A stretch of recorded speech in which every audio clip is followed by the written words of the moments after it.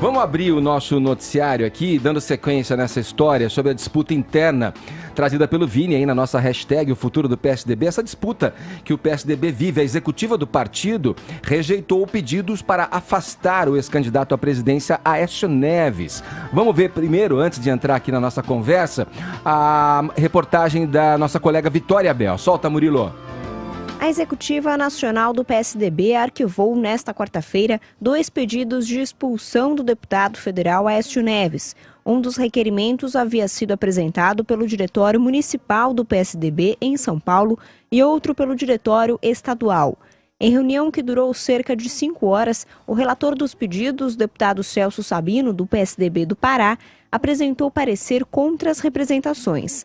Para ele, não havia motivos para Aécio ser expulso, já que não foi condenado pela Justiça. 30 membros da Executiva Nacional concordaram com o relator e apenas 4 foram favoráveis à saída de Aécio Neves do partido. Ainda houve uma abstenção. Presente na reunião, Aécio Neves comemorou o que chamou de decisão serena e democrática dos tucanos. Para o presidente nacional do PSDB, Bruno Araújo, após a decisão desta quarta-feira, a expulsão de Aécio é assunto encerrado. Eu lembro que chega qualquer nova representação em relação a esses fatos conhecidos, ela está arquivada porque foi discutida as 2 representações que estão protocoladas no partido. Nós construímos ao longo de 5 horas um funcionamento que fez o partido, de forma madura, convergir para a compreensão do respeito da maioria. Já o governador de São Paulo, João Dória, afirmou que o PSDB escolheu o lado errado. Dória negou que ele ou quem quer que tenha defendido o afastamento de Aécio esteja derrotado e afirmou que a votação da Executiva Nacional do partido não reflete o sentimento da opinião pública brasileira. Cada membro da Executiva deve responder por sua posição. A minha é clara. Aécio Neves deve se afastar do PSDB e fazer sua defesa fora do partido.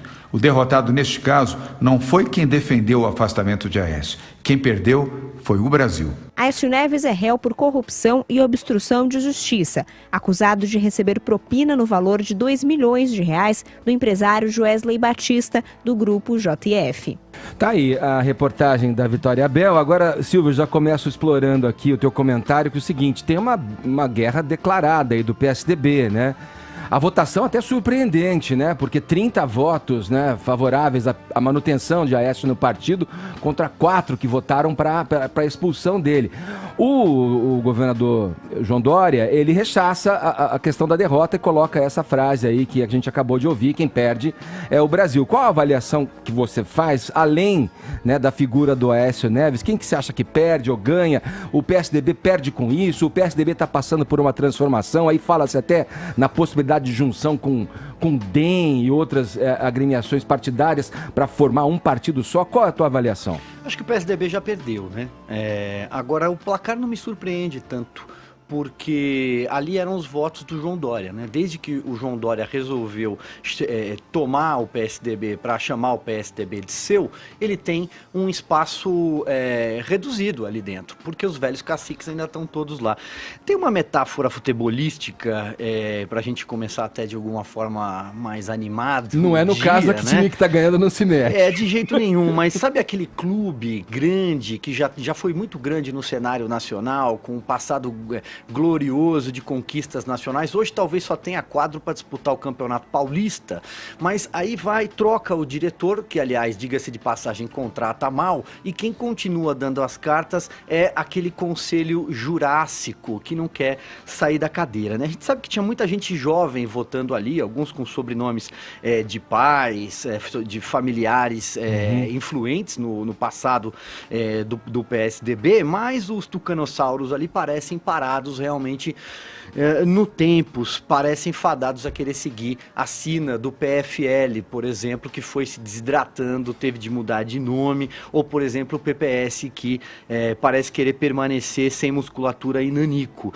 preferem ali o ostracismo político, né, ficar fora da cena para não não rifar alguns quadros como o Aécio Neves. Por que é complicado rifar o Aécio Neves, né? O candidato que quase foi presidente, o tucano que chegou mais perto de derrotar o PT na linhagem pós-FHC, evidentemente antes do Bolsonaro. Será que os milhões de reais supostamente recebidos pelo Aécio Neves para financiar a campanha, ou que foi para o próprio bolso, abasteceram só o Aécio Neves? O que será que o Aécio Neves sabe sobre o Rodoanel? O que será que o Aécio Neves sabe sobre o Paulo Preto, e o que será que o Paulo Preto ainda tem a dizer, né? E a gente tem que lembrar do áudio dele, super comprometedor, dizendo que se alguém abrisse a boca, determinada pessoa, determinada testemunha, era só matá-la, né? Só eliminá-la. E também do avião de pista privada construído com dinheiro público na fazenda. Para concluir, eu acho que quando a gente ouve a seguinte expressão, né, não há motivos para expulsá-lo do partido porque não há condenação. Essas as palavras do relator do processo interno. Quantos condenados, quanta gente foi condenada na tribuna sem ter condenação judicial por tucanos, sejam petistas, seja o PMDB do Renan, do Sarney? Quantas vezes os paladinos da ética não se ergueram contra os seus inimigos? Agora, quando é na grama do vizinho, é fácil, né? Enfim, em resumo, deixa o Aécio lá quietinho, pelo menos por enquanto, né? Porque ninguém larga a mão de ninguém. E se o argumento é de que não foi julgado ainda, o processo não foi decidido ainda, então quer dizer, entende-se que quando for, no caso de condenação, obviamente Aécio estaria fora. Mas sempre há essa promessa dos partidos, né, de que a partir do momento que o cara tiver investigado num processo como esse, de corrupção, ele vai ser afastado, mas aí isso nunca se concretiza. O argumento do governador é esse, que ele se afaste para poder se defender fora da agremiação partidária. Eu acho que o Dória ganha muitos votos com essa... O pau que bate em Chico tem que bater em Francisco. Não adianta só quando é na grama do vizinho. Eu acho que o PSDB agiu muito mal, agiu de uma forma corporativista para proteger os seus. Como eu disse, ninguém larga a mão de ninguém. Sobre essa história que você falou de fusão com o partido do Kassab, com o DEM e por aí vai, eu não acredito nisso neste momento, até porque a eleição está muito longe. O que a gente sabe é que o Dória cada vez mais vai construindo um caminho para ir embora do PSDB. Eu vou para Brasília agora, botar o Trindade nessa conversa com a gente, lembrando aqui nesse bojo de conversas, um fato trazido pela Vera Magalhães no Jornal da Manhã, também na sua participação, muito curioso de se observar, naquele formato antigo de partidos, de famílias que formam e fundam partidos políticos. Estamos falando de Aécio Neves, neto de Tancredo, e Bruno Covas, atual prefeito de São Paulo, que mandou a seguinte frase diante dessa situação: ou ele ou eu, quer dizer, aludindo aí à possibilidade de saída se Aécio não fosse expulso do partido. Resta saber agora qual será a atitude, hein, Zé?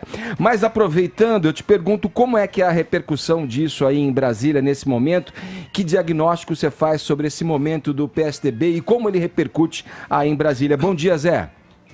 Olha, Edgar, muito bom dia a todos. Em um determinado momento eu fiquei surpreso com esta avaliação do pessoal de São Paulo de que seria muito fácil tirar o Aécio Neves do PSDB.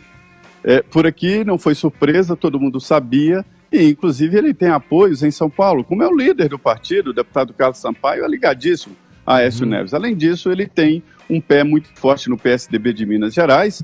E eu considero até que em estratégia de imagem, o Aécio, ele não pode ser retirado do PSDB nunca. Se ele for desfiliado, fica ali o carimbo dele e de tantos outros que passaram pelo PSDB. São cicatrizes, como cicatrizes de guerra, em que as pessoas têm às vezes até orgulho de mostrar: olha, eu levei um tiro aqui, uma baioneta entrou aqui, tem orgulho de... São cicatrizes partidárias, só que algumas não fecham. Esse é um exemplo que está o corpo na sala. Essa é a figura. Agora, Silvio, o calendário da política é diferente do calendário nosso de cada dia. Todos aqui já respiram 2022. Isso porque no ano que vem, ali na esquina, terá uma eleição importante, que é a eleição da base partidária, vereadores e prefeitos. E é esse o pensamento. João Dória sabe que ele será fortemente cobrado nas eleições de 2022, sobre a posição de Aécio e de outros, né? Não é só Aécio Neves. É tradição no PSDB que sempre que alguém se coloca como candidato à presidência da República, domina o partido. Isso tem aí repercussões práticas, ou seja, dinheiro, captação de recursos. O Dória é governador de São Paulo, sendo governo é muito mais fácil arrecadar dinheiro. Ainda hoje é assim, então domina a tesouraria, secretaria-geral, investimentos e também programa partidário e tal. Sempre foi assim. Fernando Henrique, José Serra, Geraldo Alckmin, e depois Aécio assumiu a presidência do PSDB e agora João Dória. O Bruno está ali, mas é o nome de João Dória. Só que é o seguinte, essa história de novo PSDB, filiação de Alexandre Frota em festa contra os antigos, acabou dividindo muito a sigla. Os tradicionais, aí, a velha guarda, estão assustados com esta postura de novo PSDB. Então, isso acabou provocando a divisão. João Dória, se quiser se candidatar pelo PSDB, terá que aceitar isso e dizer, olha, eu tentei retirar, não faz parte da... Eles já estavam disputando isso há muito tempo, mesmo quando o Aécio ainda era presidente afastado do PSDB. Então, toda essa disputa aí, o caldo disso é 2022. Essa estratégia do governador Dória parece já estar em prática a partir dessa frase, o primeiro pronunciamento dele acerca do evento aí da expulsão ou não do Aécio Neves, que diz que quem perde é o Brasil, né, Zé? Olha, Zé, obrigado pelas informações, um bom trabalho para você em Brasília, um abraço, qualquer coisa é só chamar, hein? Muito bem, obrigado, bom dia.